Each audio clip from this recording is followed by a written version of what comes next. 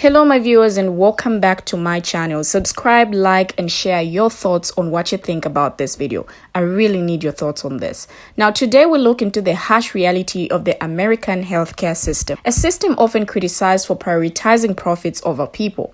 Now through first-hand accounts and shared experiences, we uncover the profound disillusionment and frustration faced by individuals navigating a healthcare landscape fraught with systemic failures.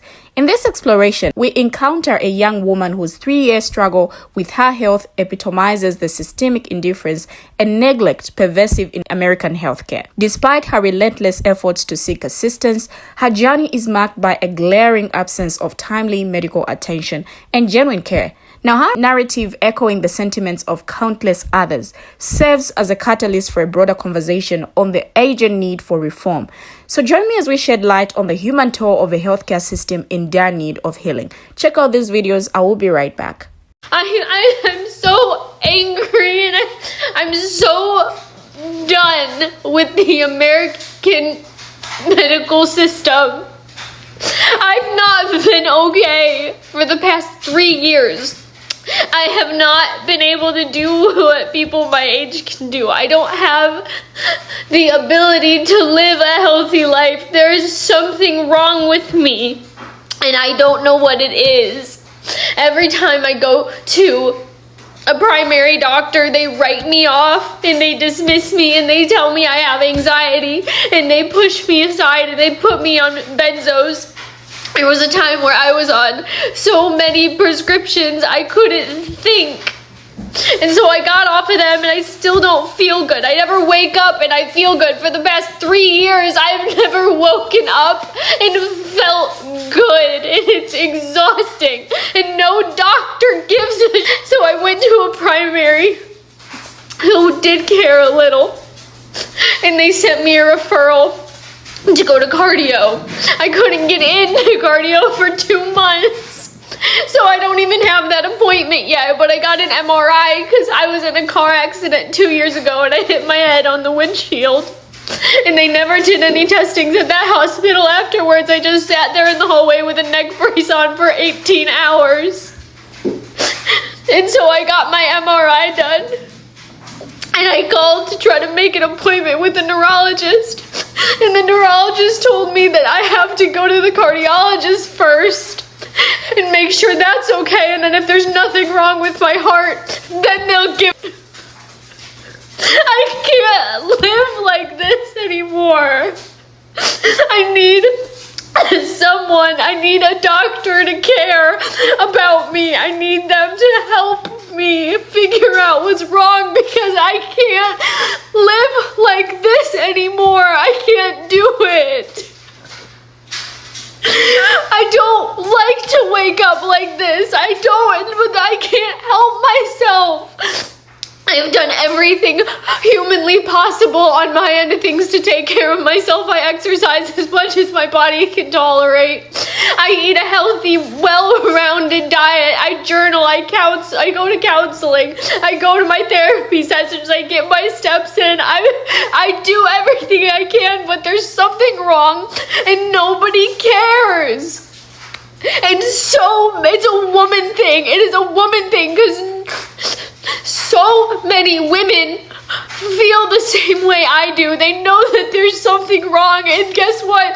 They don't care unless you're in the ground. They don't. If you're breathing, you're fine. If you're alive, you're fine. They don't care unless something actually happens to you. Why is preventative action a thing of the past? Why is the whole system set up so these women, more people even look at them? I was in the hospital once recently and no one came in the room when my heart rate started to spike. They didn't. You know when they came in the room? The first time in 8 hours they came in the room was when I coded. Nobody cares about you unless you're bored. And I hate to feel this way. I hate to get so emotional, but I don't know why it is this way, and if this can reach somebody who can, nobody can help me. That's what sucks so bad, is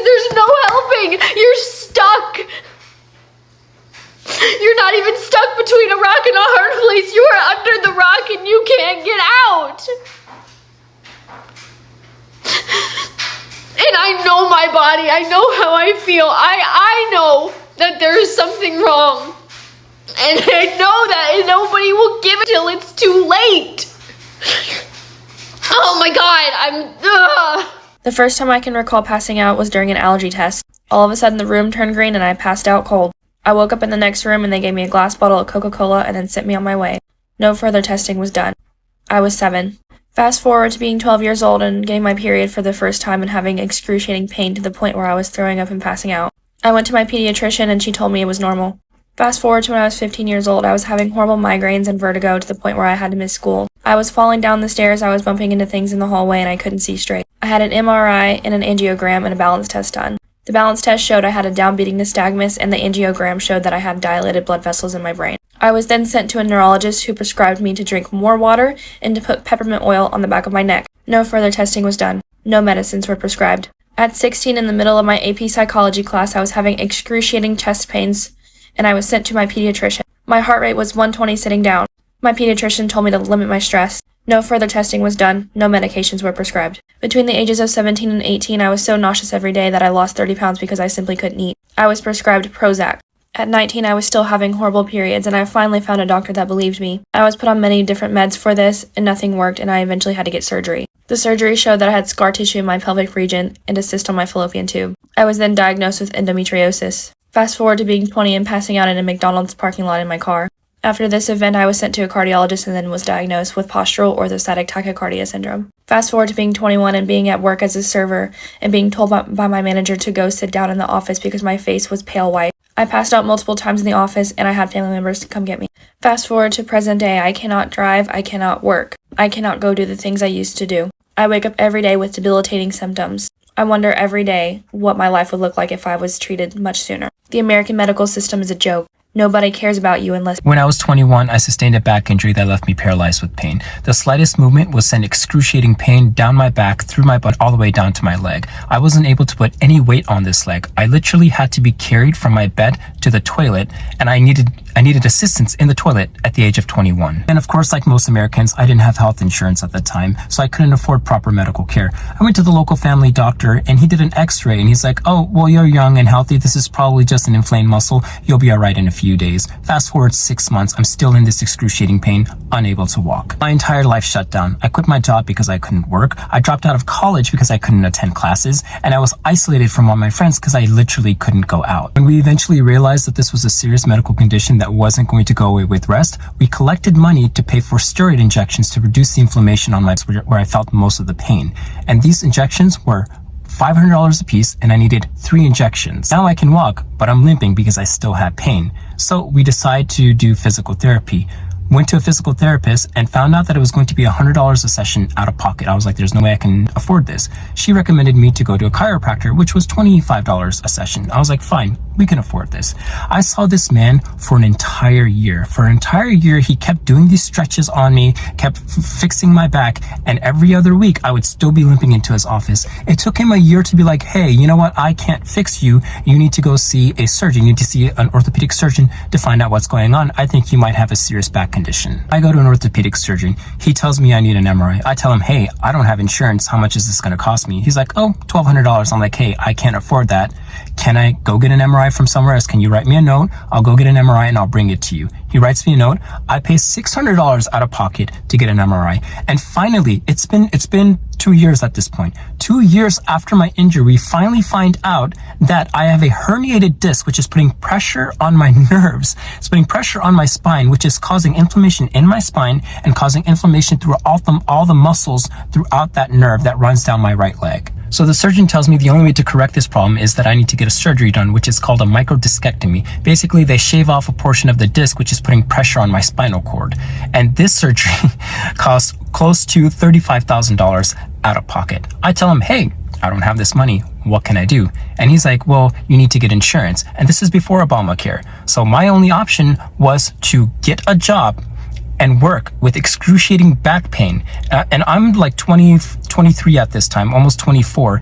And the only jobs I can get without any work history or without a degree from a university is retail jobs. So I spent the next 6 months of my life standing, folding clothes at Express and JCPenney so that I could get insurance so that I could pay for my surgery. Whilst I'm waiting to collect the money to afford my surgery, my doctor is prescribing me powerful painkillers. I'm talking Vicodin, oxycodone, Valium to help with my pain. These are highly addictive medications. They're made from heroin, basically, the same poppy plant. He was prescribing them to me like candy. I would run out. He wouldn't ask another question. I would go in for my weekly or monthly visit. He would just write me another prescription. He's prescribing a child Vicodin.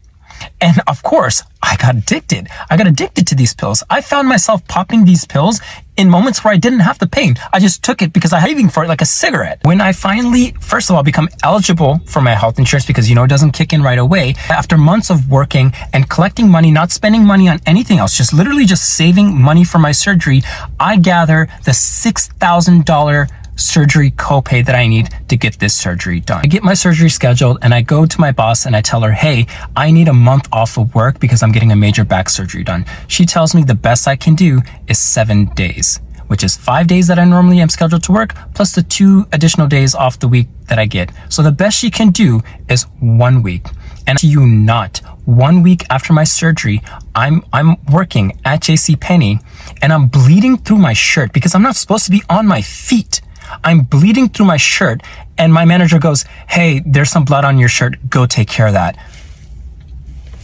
And by this time, I'm 24 years old and I get my surgery done.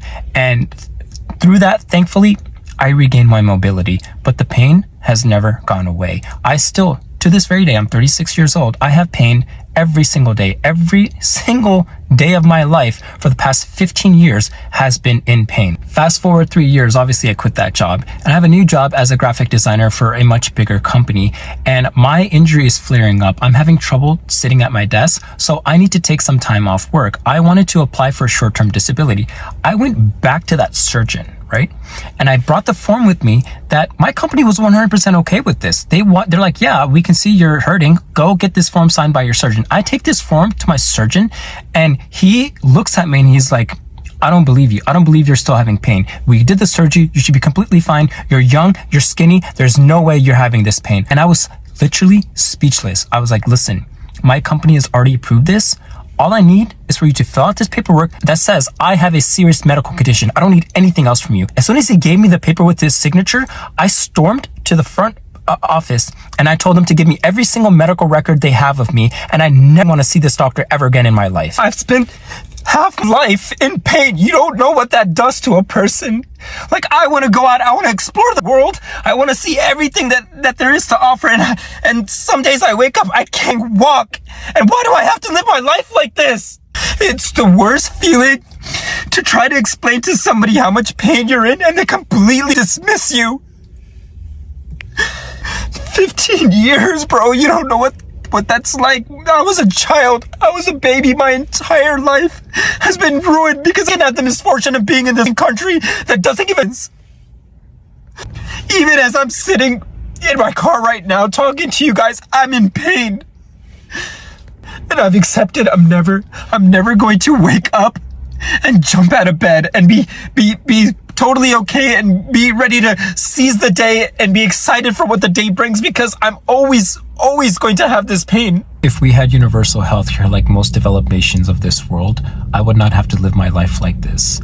From the moment I experienced the first sting of pain, I could have gone straight to the doctor and be like, hey, there's something wrong. We could have done the test. We could have done all of the tests that I needed. If I had the proper care when I first sustained this injury, I would have never needed surgery. I would have gone straight into physical therapy. They would have helped me manage my pain, and I would never ever be in this position. My entire life was ruined at the age of 21 because of the care system in this country, and my story is not unique. I'm not unique. This happens to millions of people every day, every year, and our masters don't. The healthcare system in this country is made for profit. It is not about caring about the health of the citizens. It's about squeezing every drop of money that every dime that a person has. Now, the testimonies shared in the video paint a distressing picture of the American healthcare system, highlighting its deep-rooted flaws and the devastating impact they have on individuals' lives. Beyond anecdotal evidence, numerous facts and statistics further underscore the severity of the situation, emphasizing just how broken the system truly is. The American healthcare system is largely driven by profit motives, with pharmaceutical companies, insurance providers, and healthcare facilities prioritizing financial gain over patient well-being. Now, this profit-centric approach often results in exorbitant healthcare costs, making essential treatments and medications inaccessible to many Americans. The United States consistently ranks among the countries with the highest healthcare expenditures per capita, yet it fails to provide universal access to quality healthcare. Millions of Americans remain uninsured or underinsured, unable to afford essential medical services, or face significant financial burdens due to healthcare expenses. Disparities in healthcare access and outcomes persist across racial, ethnic, and socioeconomic lines. Marginalized communities, including people of color and low-income individuals, disproportionately bear the brunt of these inequalities, facing barriers to facing timely and adequate care. The complexity of the American healthcare system often leads to fragmented care and administrative inefficiencies. Patients frequently encounter obstacles such as long wait times for appointments, bureaucratic red tape, and difficulty navigating a convoluted network of providers and insurers. The emphasis on reactive rather than proactive healthcare perpetuates a cycle of illness and disease. Many individuals, like the young woman in the video, struggle to access preventive services and timely screenings, exacerbating health issues and leading to preventable complications. Medical debt is a significant contributor to financial instability and bankruptcy in the United States. Even individuals with health insurance can face substantial out-of-pocket expenses, forcing them into debt or bankruptcy when unexpected medical crises arise. In light of these realities, it is evident that the American healthcare system is in dire need of comprehensive reform. Addressing the systemic shortcomings requires a multifaceted approach that prioritizes equitable access to affordable care, tackles root causes of health disparities, streamlines administrative process, and shifts focus towards preventive measures and patient-centered care. Only through concerted efforts to overhaul the system can we hope to create a healthcare landscape that truly prioritizes the well-being of all individuals rather than profits. Now, the American healthcare system often prioritizes specialty care over primary care, leading to an over-reliance on expensive interventions and procedures. This focus on specialty care can result in unnecessary treatments, higher costs, and a lack of emphasis on holistic preventive medicine.